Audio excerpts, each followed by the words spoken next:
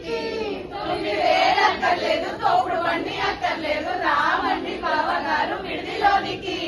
10,000 ఇస్తాం, పట్టే మంచం ఇస్తాం, రావయ్య పెళ్లి కొడుక విడిదిలోనికి.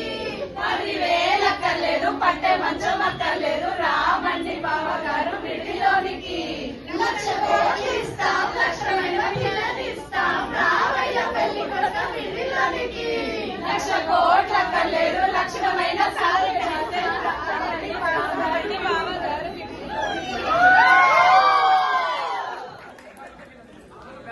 ఇప్పుడు ఏంటి మరి 1,00,000 కోట్లు వచ్చినాయి? ఎన్ని వచ్చినాయి?